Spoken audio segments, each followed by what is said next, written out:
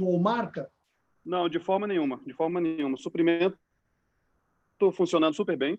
A cadeia de suprimentos não tem nenhum produto que eu possa te dizer, Marcos, assim, estamos em falta em determinado produto. Não, todos em situação normal, né? Eventualmente uma marca a gente pode ter mais facilidade, outra não, mas assim, nenhum produto eu posso citar, com exceção do álcool gel, né? O álcool gel aí sai da curva um pouco, porque aí foi uma demanda totalmente atípica, né? Mas com exceção do álcool gel, todos os produtos estão bastante em linha, e a gente tem procurado, então,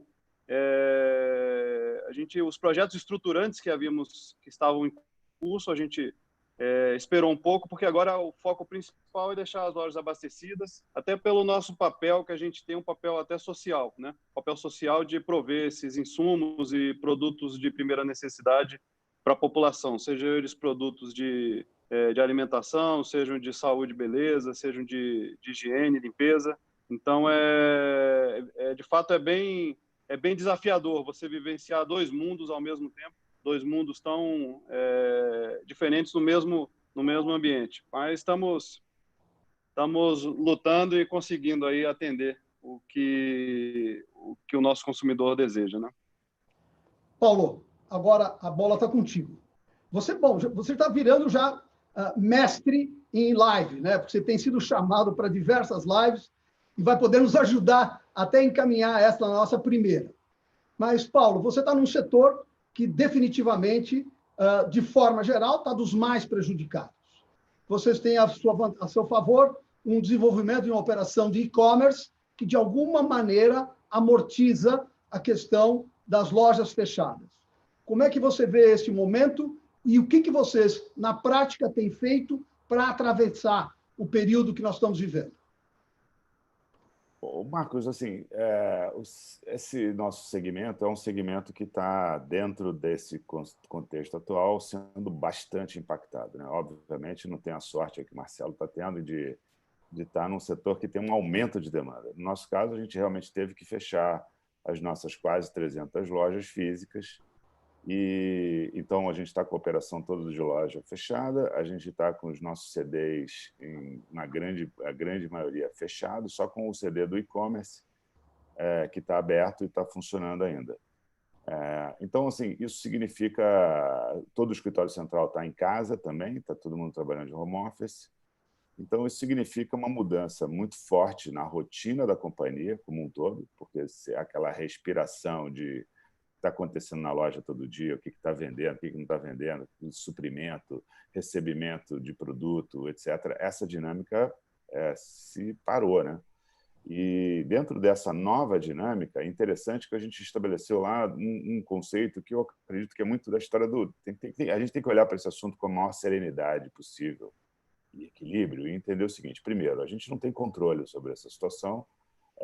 A gente precisa entender que isso vai passar, vai levar um tempo, e a gente precisa olhar para essa situação das duas maneiras. A primeira, por um lado, a gente precisa olhar a dimensão da sobrevivência em si, né? Então, olhar e entender financeiramente quais são as projeções mais pessimistas que a gente pode fazer e o que isso significa financeiramente para a companhia, e entender que todas as decisões que você precisa tomar por consequência disso. Então, se a gente precisa ter uma história robusta ao longo desse período, isso significa ser muito mais conservador. Obviamente, tem um monte de despesas que param de ter pelo fato da loja não abrir, mas, ao mesmo tempo, também tem muitas discussões com todos os stakeholders no processo de como funcionar nesse período e quais são os custos e serviços que realmente são necessários nesse período.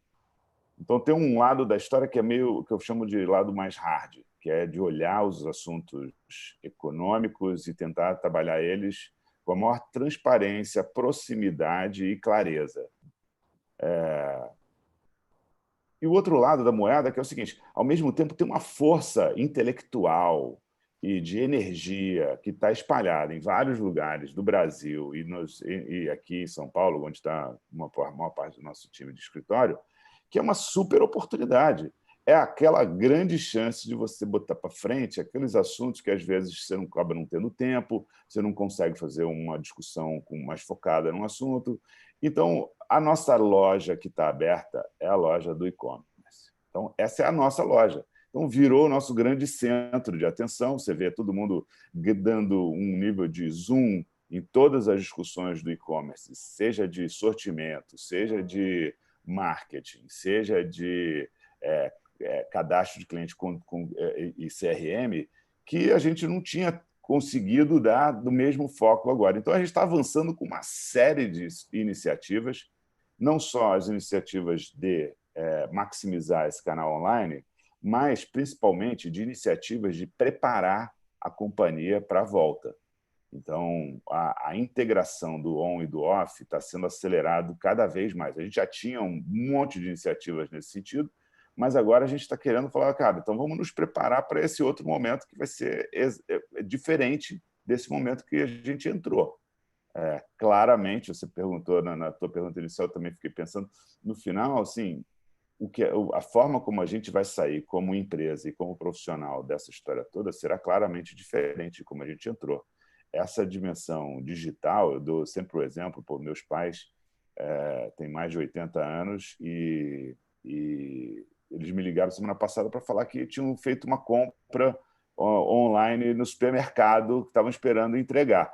Então, assim, eu falei, caramba, realmente está chegando um nível de digitalização brutal, de verdade, né? Então, há categorias que não são tão penetradas como, por exemplo, essa parte de alimento, né, supermercado, não eram, passaram a ser uma coisa normal. Então, esse é o novo normal. O novo normal é digital, o novo normal é remoto, o novo normal é colaborativo, o novo normal é rápido. O novo normal, cara, pode estar acontecendo em qualquer momento. E o novo normal também acho que é essa história das lives, que é de você conversar com outras pessoas a qualquer momento e de uma maneira mais informal, de uma maneira também séria. Eu acho que esse novo normal está sendo construído a cada dia e realmente vai abrir uma série de oportunidades para todos os empreendedores. Paulo, e eu espero que o novo normal também seja o solidário, né? Talvez seja o tópico que mais importante a gente possa ter dessa crise, é essa percepção da solidariedade. Agora, o Paulo comentou, e eu queria perguntar para o Arthur, a questão do comentário foi sobre ter serenidade e equilíbrio neste momento. Bom, para alguns de nós, né, com mais rodagem, mais estrada, dá para equilibrar.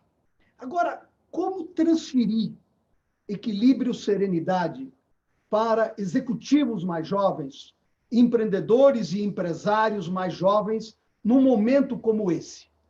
Arthur. Está fechado o microfone, Arthur. O microfone fechado. Tá. Fechado ainda? Abriu.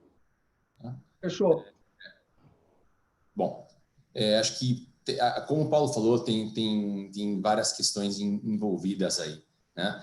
A questão da transparência, da comunicação é muito importante. Acho que todos eles têm que são cientes que isso daqui é um momento muito diferente do que todos os outros que nós já vivemos, mas aonde que nós temos nosso papel. Então, aí acredito que a liderança tem um papel importante, a liderança estando presente, acompanhando, dando as diretrizes corretas e comunicando da forma adequada, faz com que as pessoas tenham um pouco mais de serenidade, como você falou, para passar por esse momento. Acho que também trazê-los para as discussões que são relevantes desse momento novo, nesse mundo novo que nós estamos falando, porque é muito interessante essas alterações de comportamento, né? Questões que até 3 semanas atrás eram impossíveis de serem feitas, foram realizadas em 48 horas, dentro das várias organizações, dentro disso. E aí você tem a questão de poder trazer um pouco mais de tranquilidade, mostrando quais os direcionais corretos, os caminhos corretos, fazendo com que as pessoas não se afastem dos nossos valores, das essências, porque não é um jogo de vale tudo. É uma crise, mas não é um jogo de vale tudo. Temos que estar muito centrados nisso, porque nós vamos passar por isso, nós vamos continuar após isso e não queremos ter terra destruída. Pelo contrário, é um momento que a gente fortalece cultura, fortalece ciência, fortalece valores nas organizações de como se atua. E, ao mesmo tempo, é a hora, como você falou, da solidariedade, mas a solidariedade que não é só social, a solidariedade em estender também suas ideias, seu ombro, né, para conversar com seus parceiros de negócio, para buscar indicar quais são sugestões possíveis, quais soluções a gente vai ter. É uma questão de proximidade, fazer todo mundo entender que estamos todos no mesmo barco e do mesmo lado da história, né? Se tem um inimigo comum, ele chama-se coronavírus e Covid-19. O resto todo nós temos que estar focados e juntos para podermos passar por isso. Seja dentro dos nossos muros, seja muitas vezes podendo socializar essa experiência com outras organizações, nossa rede, nossa cadeia, fornecedores, enfim, outras pessoas, para que possamos dar direcionais claros para que as pessoas possam enxergar, sim, que esse é um momento, que passaremos por isso, e agora temos que nos acostumar com esse novo momento que o Paulo tão bem colocou. Mas estar junto, liderança presente, né? Ou seja, e dando exemplo, fundamental nesse momento. Bom, Marcelo, você foi empresário, depois teve um tempo em governo, sentiu o que significa a máquina pública, voltou, né, como diretor na ABF e agora chegou no dia, às vésperas da crise. Então, tua equipe estava com a tensão de um novo presidente, que em seguida foi potencializada pela crise. Como você tem feito para transmitir a eles o equilíbrio, a sensibilidade, o bom senso necessários neste momento? Microfone fechado. Microfone fechado. Abriu. Fechou. Está aberto, Marcelo. Ok. De fato, foi muita mudança num curto espaço de tempo. A gente teve toda essa mudança na administração da Rede Dia agora, e de repente, em 30 dias depois, a gente começa a vivenciar uma crise dessa magnitude, né? O que a gente tem procurado fazer, Marcos, eu acho que é super importante nesse momento, é a gente mostrar que a gente está... Primeiro, que vai passar, né? Que essa crise ela é temporária, a gente não sabe precisar o tempo que vai durar, mas que vai passar, né? E mostrar para todos que a gente está no mesmo barco. Então, a gente tem procurado fazer reuniões virtuais, lives, principalmente unindo o pessoal de escritório e de campo, né? Então, a gente está procurando fazer assim, a gente tem mensagens diárias para o campo, né? E procurar mostrar assim, que o pessoal do campo eles, na verdade, são verdadeiros guerreiros, né? Que apesar de todas essas adversidades, ainda são pessoas que se dispõem, e muito em função dessa responsabilidade social que todos têm, se dispõem a pegar o seu ônibus todo dia, se dirigir ao seu local de trabalho, atender o consumidor, abastecer a loja. Então, a gente tem batido muito forte nessa importância e nesse aspecto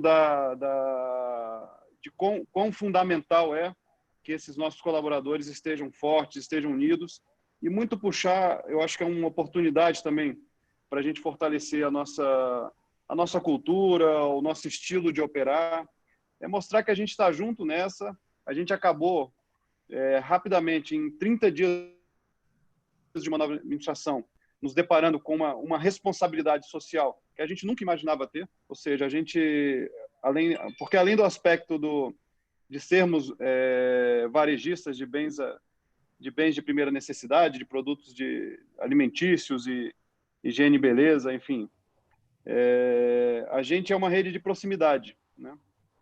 Então, além de tudo, a gente, então, ainda tem esse papel de oferecer ao consumidor aquela possibilidade dele ter acesso aos seus bens de uma forma prática, um vizinho para eles, né?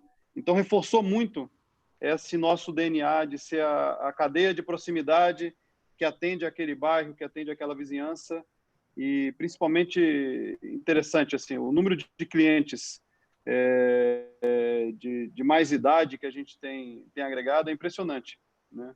Muitas lojas que a gente não tinha muito esse perfil de clientes, eventualmente passamos a ter, e a interpretação que nos dá é que eles passaram a se sentir mais confortáveis de fazer suas compras num supermercado de proximidade que os permita um menor nível de deslocamento para que possam adquirir seus produtos, né?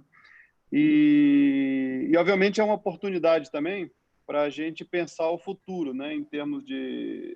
Engraçado, o Paulo citou aí dos pais, eu passei a experiência com meus pais exatamente igual que o Paulo passou, né?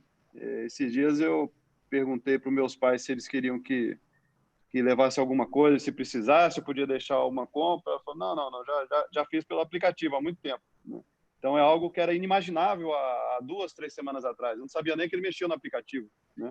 Então, acho que são algumas experiências que mostram assim, o poder de adaptabilidade, o quão também essa crise vai nos colocar em outro patamar, logo depois que saímos dela. E acho que o que cabe a nós agora é, além de operar e fazer da melhor forma possível esse nosso papel nesse momento, pensar como vai ser o D+1, depois que saímos dessa crise, né? Como é que a gente vai atuar, qual vai ser o comportamento do nosso consumidor. Muito provavelmente ele vai ter diversos costumes diferentes que vão ficar para sempre.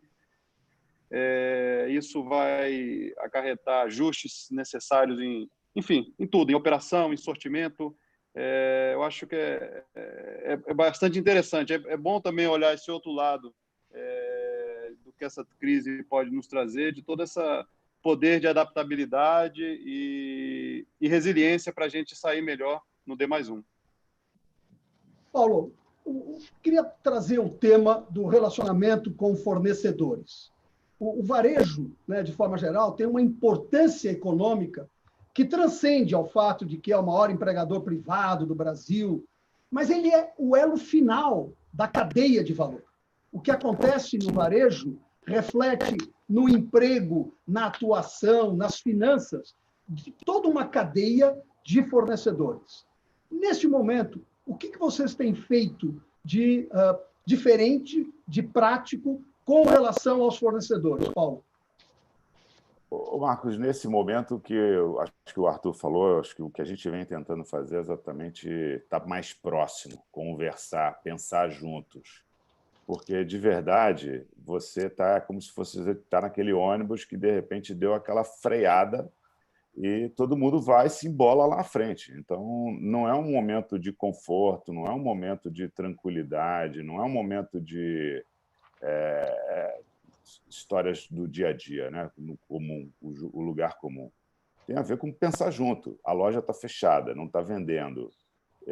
Eu não posso... meus estoques estão montados. Como é que faz? Como é que o cara faz? Ele também depende, o fornecedor do fornecedor, que depende das facções, os textos, os fabricantes de tecido, os fabricantes da fiação. Então, toda a cadeia fica impactada, como você falou.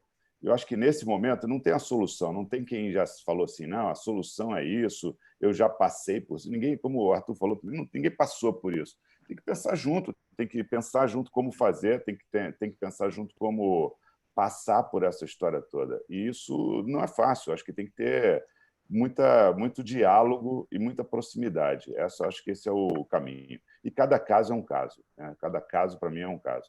O Arthur, acho que queria fazer um comentário adicional, Arthur. Vai lá, Arthur. Não, deixa o Paulo acabar com ele, eu sigo na sequência, Marcos. Só para complementar, cara, era isso. No final, a gente tem que estar conversando e tem que estar pensando soluções em conjunto. Obrigado, Paulo. Acho que esse ponto da cadeia é fundamental, porque temos que lembrar que nós vamos continuar existindo, todos nós, né, para frente. Então, não adianta arrebentar as cadeias. Não adianta tomar medidas unilaterais, dizendo... Tenho visto muita gente falando, aqui agora não pago ninguém, nem mais nada, por 90 dias lá. Ok, acho que todos nós temos preocupação com caixa, mas fazer isso de uma forma não pensada, não conversada, vai trazer danos no curto e no médio prazo. Digo curto, que é na retomada, porque em dado momento as coisas vão retomar e todos nós vamos precisar das nossas cadeias de supply para estarem atentas com isso. Então, na verdade, nesse momento, acho que cabe sim uma ponderação de se olhar para a cadeia, entender quem são parceiros mais estruturados, mais fortes, que podem te ajudar a compor, sim, fluxo de caixa, outras coisas, porque eles também estão na mesma situação. e olhar quem são as empresas que são menores, que muitas vezes são essenciais para os negócios e elas não têm condição de tomar um tombo por longo prazo na questão dos seus pagamentos. E aí temos que pegar essas empresas que são importantes para cada um, né? Ou seja, fazer uma seleção, obviamente, não dá para todo mundo, fazer uma seleção e a gente poder entender como se auxilia também essas empresas a passarem por isso. É um trabalho que a gente faz, no nosso caso, com os nossos parceiros e fazemos também com os nossos fornecedores isso daqui, né? Porque a volta vai ser fundamental. Pessoas não estão dando valor para isso, Marcos, né? Ou seja, e talvez nós tenhamos uma lente muito grande sobre isso, porque literalmente nós somos o meio da cadeia, né? Ou seja, eu tenho o lado dos insumos, tenho o lado das entregas, e aí tem uma preocupação muito grande como se volta, porque dependendo da maneira que voltar, isso daqui pode trazer um gargalo enorme, porque vamos viver talvez o efeito que que vivemos agora, ou seja, o mundo inteiro correndo atrás das mesmas coisas. Infelizmente, hoje, todos nós estamos correndo atrás de equipamentos de proteção de saúde individual para governos, para entidades públicas e tudo mais, porque os fornecedores são os mesmos que são acessados pelo mundo inteiro, né, na mesma busca. Então, não se consegue trazer uma série de outras coisas para se dar como exemplo. Então, a cadeia é fundamental de ser olhada. E eu queria só juntar os dois pontos desse daqui da cadeia com relação a outra pergunta que você me fez, né? Ou seja, como trazer serenidade? O que falta para muitas das empresas, e eu vejo no Deus, falta a informação. A informação está muito dispersa, né? Ou seja, o governo está buscando fazer seus esforços, a parte econômica, mas não tem um modelo centralizado de informação em que as pessoas possam ir buscar as respostas para suas dúvidas. E essa informação, esse jeito picado que está feito, esse jeito disperso, faz com que as pessoas não tenham muitas vezes a mínima noção do que está acontecendo. Tem uma desinformação muito grande, as pessoas não sabem como proceder. E aí, quando você não tem informação, tudo vira um problema. Já é um problema, fica ainda maior. Então, um ponto da serenidade é se a gente consegue também organizar um pouco as informações para os que estão conosco tenham capacidade e acessibilidade para olhar e poderem tomar suas decisões de acordo com uma mesma base de informação. Eu acho que talvez um pouco da síntese da sua colocação, né, Arthur, com respeito à cadeia, é que, e foi o que disse o Paulo também, é que ao invés de impor, compor, talvez seja o conceito mais importante neste momento, porque a dificuldade está generalizada. Bom, mas eu queria agora passar a palavra para o nosso time para fazer as suas perguntas também.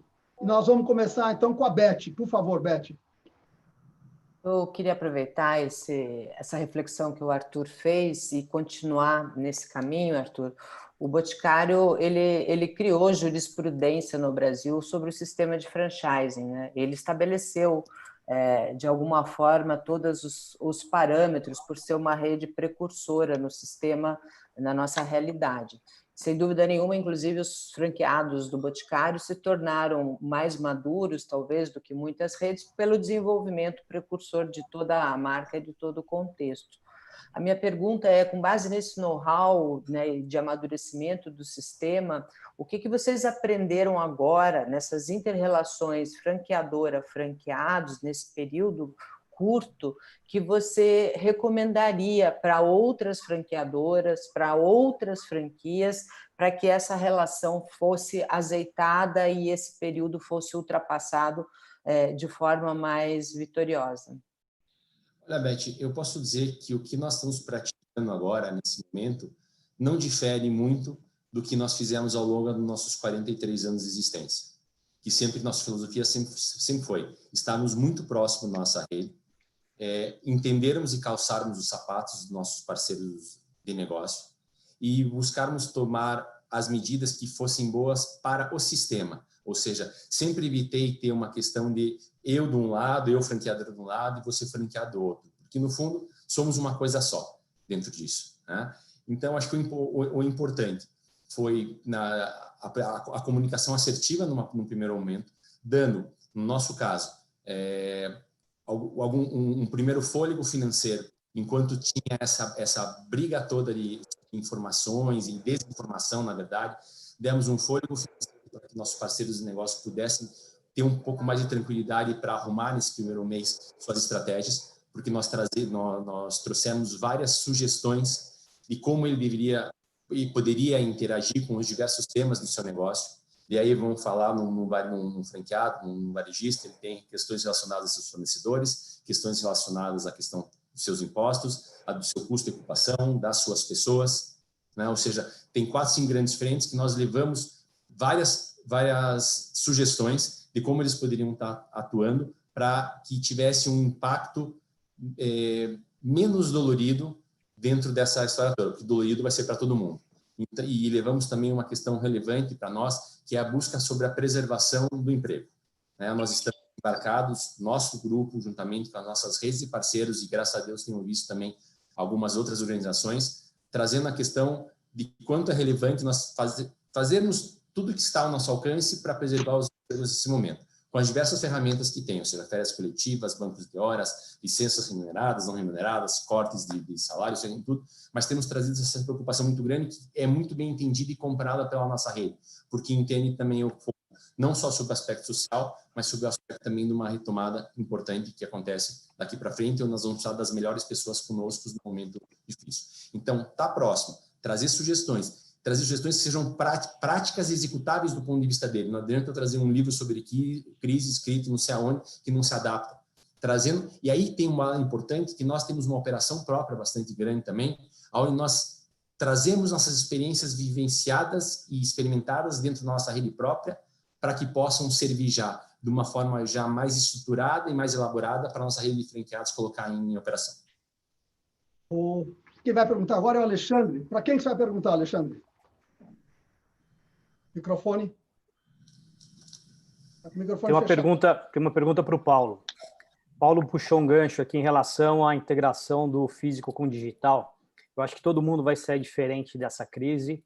Nós, como empresários, né, os varejistas, a cadeia como um todo. Te pergunto, Paulo, como você vê os novos conceitos de loja, né? Os formatos tradicionais, eles vão se mudar drasticamente nesse novo momento? Acho que tem um processo aí, Alexandre, porque assim, eu acho que num primeiro momento vai acontecer a gente já está vendo isso até nos supermercados, vai acontecer um ambiente mais seguro, né? Então, acho que vai ter uma preocupação dos varejistas em construir ambientes mais seguros, ambientes em que as pessoas se sintam mais seguras. Então, por exemplo, está na nossa agenda lá, estamos discutindo como vai ser, que mudanças nós vamos fazer na história do caixa, que mudanças nós vamos fazer no provador, que mudanças nós vamos fazer no processo, na jornada da pessoa na loja física. Então, tem um pedaço mais ligado à segurança. Tem um outro pedaço que eu acho que a gente já estava trabalhando, que é como integra mais essa história, né? Como a jornada offline pode ser alavancada pelas informações e ferramentas online.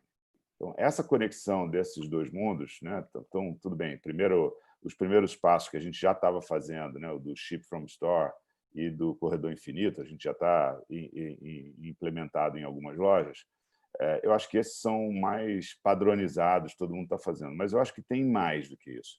Eu acho que essa jornada que a gente está vendo das redes sociais e desse tempo que as pessoas estão tendo e estão realmente navegando muito mais na internet do que estavam antes da crise, como esse tempo pode ser integrado na jornada física.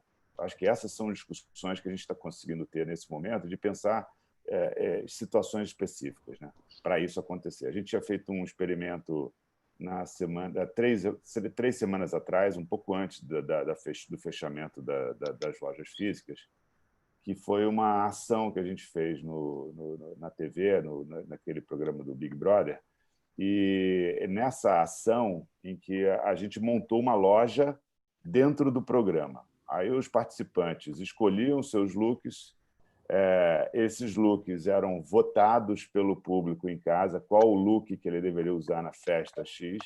Esses looks, então, eram desbloqueados no momento da festa para que o cliente tivesse acesso a um determinado um voucher de desconto em cima daqueles looks. E você tinha nas redes sociais também as referências àquela história toda. Então, essa integração total, absoluta, e você realmente fazendo uma jornada que vai do físico para o online, para o físico, para o online, para a mídia, essa fluidez de canais, eu acho que isso é uma história que vai ser imperativa um tempo extremamente curto, né? Então, acho que isso as empresas deveriam estar, nesse momento, trabalhando nesse sentido para se prepararem para essa cena, porque isso vai dar uma acelerada absurda, como a gente nunca viu. Eduardo, é sua vez. Para quem que você vai perguntar? Vou direcionar para o Arthur. Gente, obrigadíssimo pela generosidade de vocês em compartilhar com a gente. E eu estou, na verdade, aproveitando uma pergunta que o Roberto Medeiros fez para a gente aqui no Q&A. Então, a gente gostaria de explorar aqui a importância dessas plataformas digitais, Arthur. Vocês já trabalham há algum tempo com as plataformas, desenvolveram competências nessas áreas. Vocês têm explorado de alguma maneira a comunicação direta com o consumidor, o uso de dados que vocês coletam sobre o comportamento desse consumidor? E, acima de tudo, Arthur, que tipo de aprendizado, de mudança, de melhoria vocês entendem que vão levar dessa crise, desse momento de dificuldade, nesse ambiente digital para a companhia de vocês daqui para frente? Perfeito. A gente tem, na verdade, sim, várias plataformas, né? Então, podemos falar dessa plataforma com relação aos consumidores e também podemos falar depois um pouquinho das plataformas internas para passar por esse momento. A gente sempre teve uma atuação bastante destacada na questão de mídias digitais, sempre tivemos uma presença muito forte, compondo com os outros canais. Nesse momento, né, ou seja, onde tem toda essa mudança na comunicação, que é importante, ou seja, o foco, tudo que as empresas haviam planejado de comunicação, aqui foi para o espaço. Porque não adianta, seja a CIA, seja o Dia, seja o Boticário, né, botar lá agora, nesse momento, querer fazer o lançamento, oferecer um produto num espaço de comunicação, nesse momento. O que realçou? Acho que antes a gente falava em plataforma, o que realçou ainda mais na organização? O centro e o foco no consumidor.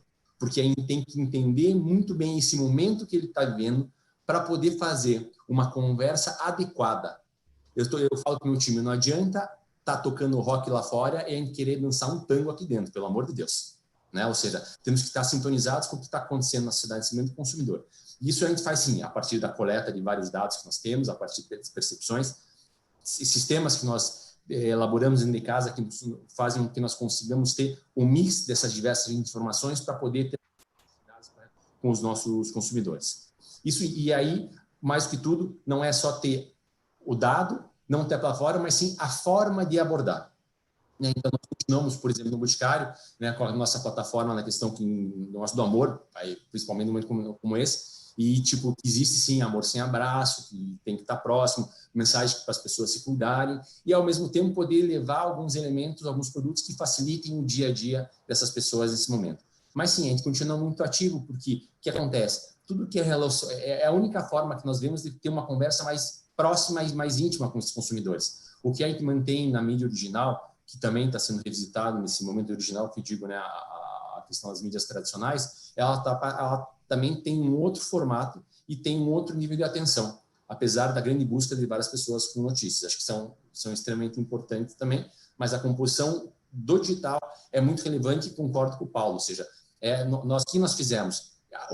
Tem uma piadinha que está rodando nos WhatsApp que fala assim: quem foi o principal responsável pela transformação digital que acontece no mundo nas suas empresas? Se é o CEO, se é o CTO, não, é o coronavírus, né? Ou seja, que nós estamos passando por uma aceleração da curva em adotar várias questões de comunicação, compras, interações digitais, que muito diferente do que nós prevíamos. E internamente, plataformas também, nós estamos usando plataformas como Zoom, Microsoft Office e outras lá, que estão fazendo uma dinâmica muito interessante nos nossos times. Então, agora, cruzando, né, eu vou ter que cruzar essas dinâmicas internas e externas para a gente poder ter esse novo momento. Bom, nós estamos nos 9 minutos finais do nosso programa e eu queria terminá-lo com aquela, né, barriga no balcão e a visão do futuro. Então, até aproveitando uma pergunta que o próprio Roberto Medeiros, ele estava entusiasmado hoje cedo, ele mandou pergunta para o Eduardo, mandou para mim, sobre o depois. E eu queria pedir aos nossos 3 convidados que nos sintetizasse, na sua visão, como é que sai desse processo, como é que emerge o consumidor DC, consumidor depois do coronavírus. E, de outro lado, complementando, como é que fica a gestão de negócios também na era DC. Vamos começar com o Marcelo? Vamos, Marcos. Deixa eu só, um minuto antes de iniciar minha resposta, eu queria só ratificar e corroborar um ponto que o Arthur colocou, que eu acho que como ex-membro do governo, eu acho que eu tinha a responsabilidade aqui de falar. O Arthur tocou num ponto muito importante, que é o seguinte: a gente os membros de governo, eles têm uma capacidade técnica muito forte de criar e desenvolver políticas públicas, né? Que são modelos super estudados e super profundos, sob o ponto de vista de como usar as ferramentas de poder público para poder atender o país num momento como esse. Mas a grande dificuldade que o governo tem, de fato, é a parte da execução, né? E aí eu acho que entra um papel muito importante nosso nesse momento, que é a gente nós como empresas, com as nossas relações institucionais ou associações que façamos parte, etc. É muito importante que a gente esteja dando feedback para o governo do que está sendo, de fato, implementado ou não, o que chega na ponta ou o que não chega, né? Eu acho que sem esse feedback nosso é muito difícil para o governo ele conseguir chegar na última milha, né? O governo ele tem uma limitação de chegar na última milha. Então, eu não queria perder a oportunidade de levantar esse ponto, e tanto com meus colegas aqui, Arthur e Paulo, mas também com todos que estão ouvindo. Eu acho que é muito importante a gente ter essa consciência cidadã de estar reportando ao governo e dando um feedback das ações que estão sendo implementadas, o que de fato está tendo ressonância no setor privado. Ok. E aí, Marcos, voltando à sua pergunta, eu acho que de fato a gente tem que estar preparado, do seu ponto de vista de consumidor, sendo bem pragmático. A gente sabe que a gente vai ter num curto prazo um consumidor aí com menos poder de consumo. É um consumidor que vai estar procurando um consumo aí muito mais responsável, vamos dizer. É um consumidor que vai estar olhando outros canais de acesso aos bens e mercadorias que ele queira adquirir. Então, acho que são adaptabilidades que a gente vai ter que entender e dimensionar quais são os impactos do nosso negócio. Seja do seu ponto de vista de alterações no nosso portfólio de produtos, alterações nas formas de abordagem ao consumidor, alterações nas formas de potenciais financiamentos, principalmente quando a gente vai para bens duráveis. Então, acho que é muito entender essa característica, e sendo bem pragmático, a gente sabe que vamos ter no curto prazo um consumidor muito mais arredio e muito mais com poder de consumo menor, né? E para gestão de negócio, eu acho que o grande aprendizado que a gente tende a tirar desse momento agora é a gente entender que a gente tem muita oportunidade de ganho de produtividade e nos nossos negócios com uma série de adventos que a gente conseguiu colocar em prática agora. Home office, questão de usar todas essas ferramentas tecnológicas para reuniões, isso tende a diminuir a necessidade de deslocamentos, de viagens, a necessidade de usar essas ferramentas principalmente para estar muito perto da ponta, principalmente para estar muito perto da cadeia de abastecimento dos nossos negócios. Então, acho que esse vai ser o grande legado e o grande impacto que a gente vai ter nos nossos negócios, do ponto de vista de gestão. É usar todas essas ferramentas e a gente não imaginar que a gente vai sair de tudo isso aí. A gente vai sair melhor, mais forte, mais diferentes, né? É ter a consciência de que a gente vai sair diferente e que necessita que a gente aproveite esse período para pensar muito no o que é diferente para os nossos negócios. Perfeito. Paulo, estamos aí nos 3 minutos finais. Na visão objetiva sobre o consumidor e modelos de gestão, o que acontece depois? Bom, o consumidor, como o Marcelo falou, é menos poder de compra, muito mais digitalizado, muito mais consciente da dimensão da sua própria casa e carente de experiências que realmente sejam interessantes e diferenciadas. Acho que, na dimensão da gestão da companhia, a gente está falando de uma companhia integrada virtualmente 100% do tempo, formatos de trabalho diferentes, a história do escritório versus casa, isso é uma questão que vai mudar violentamente.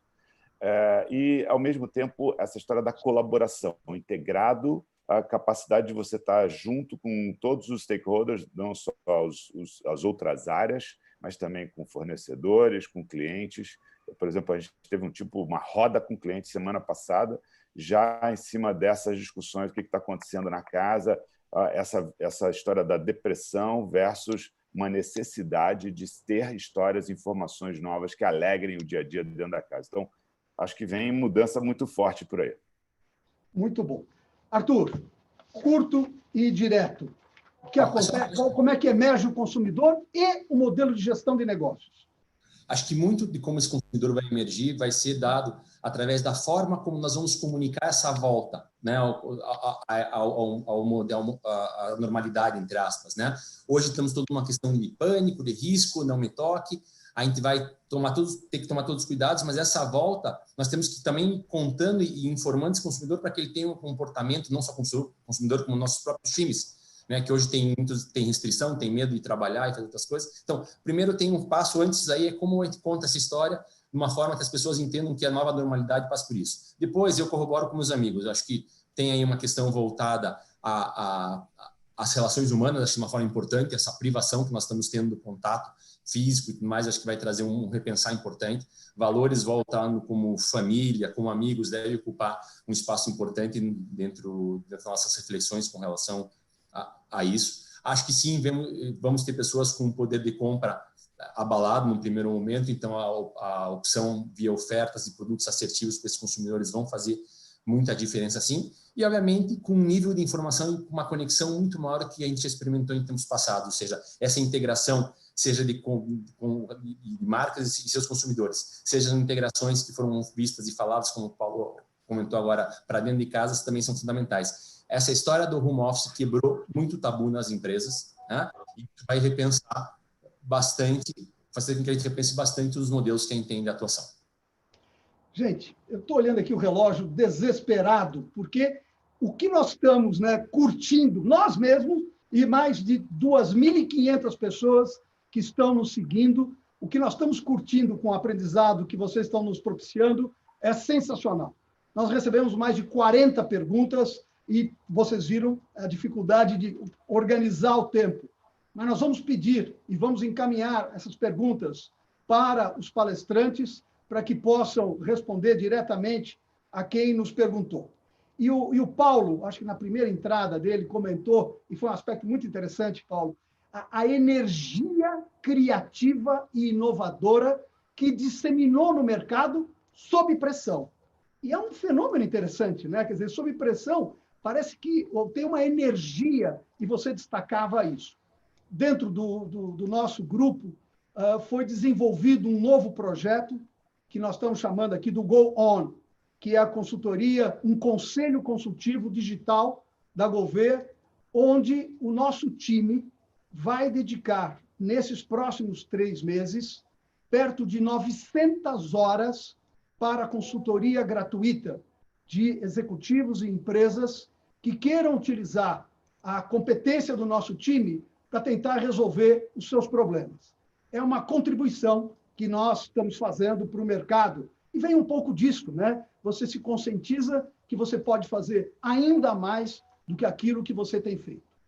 Essa nossa série continua agora na próxima sexta-feira, dia 3, de novo, às 8 horas, que é hora de varejista, e vamos ter uma edição especial sobre shopping centers da Mercado de Consumo em Alerta. Vamos ter como convidados o Vicente Avelar, que é o COO da BR Malls, o Wander Giordano, vice-presidente institucional da Multiplan, Rodrigo Caselli, CEO do Grupo Avenida do Centro-Oeste, e o Jai Ho, que é o CEO do Grupo Ornatos. E nós voltamos, aliás, nessa sexta-feira, a moderação será feita pelo Luiz Alberto Marinho e o Marcos Rirai. Nós voltamos na próxima quarta-feira e já temos 3 convidados confirmados. Vamos ter o Flávio Rocha, que é presidente do Conselho de Administração da Riachuelo Guararapes, Marcílio Pousada, CEO da RD, da Raia Drogasil, que é outro que, como o Marcelo Maia, está tendo esse momento diferente, e o Juliano Otta, que é diretor-geral da Telha Norte Tumeleiro, para falar um pouco sobre o material de construção. Como vocês veem, nós estamos animados para continuarmos contribuindo com todos vocês, mas eu queria agradecer todos esses que nos acompanharam nessa primeira viagem live. Um especialíssimo agradecimento a Arthur, Marcelo Maia, Paulo Corrêa, que abriam um espaço logo no início da manhã para trazer sua inspiração, sua experiência e, principalmente, sua visão e confiança. Obrigado a todos vocês. E nos encontramos sexta. Obrigado, pessoal. Um abração. Obrigado, bom dia. Obrigado. Tchau, gente. Bom dia. Bom dia, bom dia.